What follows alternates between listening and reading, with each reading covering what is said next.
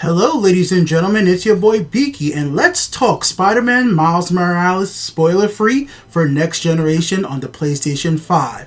First off, the load times, graphics, sound, performance, story, and my overall conclusion of my first few hours of this game before I give you guys a more in-depth review. As you guys just saw, the load times are absolutely astonishing. The clip you guys just witnessed was me loading from the main menu into the game, all taken, well, basically longer for me to select my save than it did to load in right back into gameplay you guys are seeing here. You can jump right back into the game right where you left off, use your stealth abilities, and take out these baddies that you guys are about to see me do right here.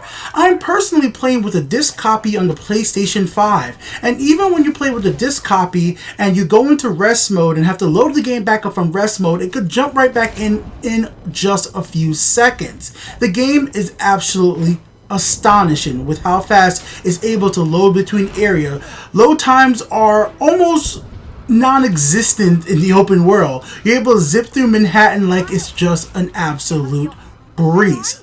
It's great. There's nothing else to say about that. What about graphics for this game? Well, this game comes with two graphical modes. It comes with the first one that is going to be all about fidelity, showing you those 4K graphics with those amazing ray trace shadows effects that you currently get with the PlayStation 5. And it really does make a big difference when you turn ray tracing fidelity mode on or go to performance mode. You like seeing those shadows of Spider-Man in the glass mirrors. You like seeing the little details in this costume. And when you do those powerful hits and beat bad guys up, it just looks really stunning when you hit them with that venom strike that just knocks them the heck out. And the gameplay you're seeing here is overall spoiler free, just a few little cutscenes that's not going to spoil anything major, as this is a little side mission, but the side missions do feel pretty significant and feel like it actually fits in with the story. Another thing though, if you're one of those people that just really needs that 60 FPS performance, because right now what you're seeing is 4K 30, you can go down to where it's going to be the temporal upscaling to have it be only at low resolution upscale to 4K to give you guys a more smoother frame rate for swinging around Manhattan. And honestly, it feels better. It feels better when you're swinging around in those modes, but truthfully, I like the better graphics. It's one of those times where I could play at 30 FPS, and it may be because I played the first Spider-Man at 30 FPS that I want to see the nice smoother graphics in this newer fidelity mode than I care more about 60 FPS. And I do care about frame rate. I honestly do, but I think this is one of those games that they have balanced it so well that either way you play it, you're gonna enjoy the experience. Cranking it down to performance mode doesn't take away from the way the game looks. It just basically takes away from the extra little features like you would see with something like ray trace shadows. And of course, seeing like the little tiny cute cat in 4K makes the game looks amazing. Next, let's talk about sound. This game has one of the best soundtracks that just fits a Spider-Man universe, especially with the character Miles Morales. Anybody who saw Into the Spider-Verse knew that music was a big part of that movie, and this is held up here. If you're playing with the Into the Spider-Verse suit, which is a suit you could have in this game, and you have that right beat just kicking while you're swimming around Manhattan, it just adds to your overall experience for this game. And the sound effects, the hit, the punches all feel great. Multiple sound options are available to you in the menus, from home theater, television, speakers, and they're all able to adjust differently to the type of sound system you have currently at home. TV speakers are not going to have that bassier hit as something like a home theater or a sound bar, and you'll be able to choose what works best for you. Let's talk about performance. Performance, basically flawless except for one little thing: Into the Spider-Verse suit. If you're going to be using the Into the Spider-Verse suit for performance, there might be a small hit for you, because that thing has some extra special effects on that suit that will tank the frame rate a little bit when you're playing in fidelity mode. It's just something to be noted of, and you will notice it, especially because they allow you to add the Into the Spider-Verse effects onto other suits. It's not something like it's down to 18 frames a second, but it's just something you will notice that is the only time I have personally fed anything under a lock 30 from this game when I use that Into the Spider-Verse suit, but you definitely can play in that suit and have fun as well. Alright, and here's probably the biggest and most important part: the story. This is a shorter Spider-Man compared to the Spider-Man on PlayStation 4. And is that a big problem for me? No, I actually kind of been enjoying that. I've been a little bit more focused on just enjoying the story, swinging around the city, enjoying the gameplay. I'm not focusing too much on the side stop crimes and getting all the collectibles.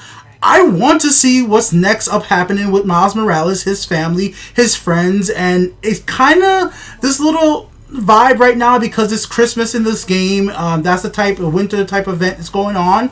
It makes me like playing this right now, and it makes me actually kind of want to finish the game.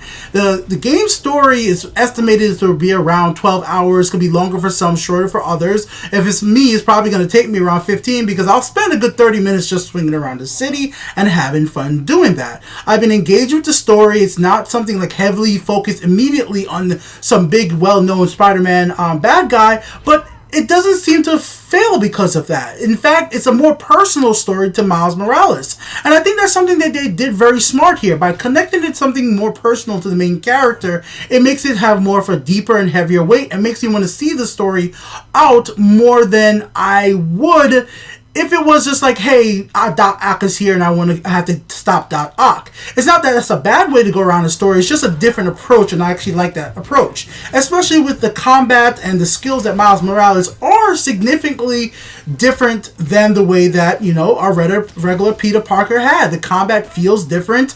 It doesn't feel the same, and I feel like even though I just played the other Spider-Man only a few years ago, I will be able to keep enjoying this game for a few months to come. Even after I beat it, I will be able to go ahead and just swing around Manhattan. I'm sure there's going to be DLC. I'm sure there's going to be lots of stuff for me to collect. Some of my friends platinum the last one, and I'm having fun with the game, and I'm actually glad that I'm mostly focused on the stories for right now, and I'll be able to finish that and enjoy the rest of the content after the fact. I don't feel like I need to worry about every single crime that's happening, and I can focus my attention, especially as an adult. Sometimes we just need to focus game, play the game, finish the game, put it away, then come back and do the side stuff later on, because honestly, I'm playing Assassin's Creed Valhalla for the PlayStation 5, another next generation game I'm going to talk about soon, and I can get distracted by some of the side content. It is kind of overwhelming, just all the little icons of the map sometimes in those Ubisoft games. But we're not talking about Assassin's Creed, we're talking about Spider-Man here.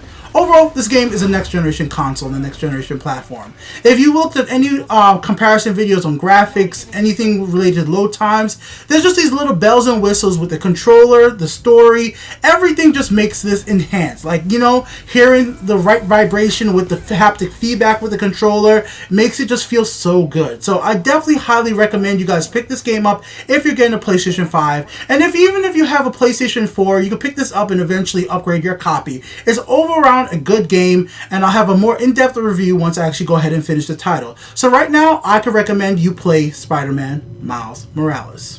Thanks for watching, guys. See you guys soon. Uh-oh. Got a report of a breach through the outer exhaust system. If it's underground, kill them. Spider-Man or Tinkerer, detain them. Understood, sir. We need backup. Call it in.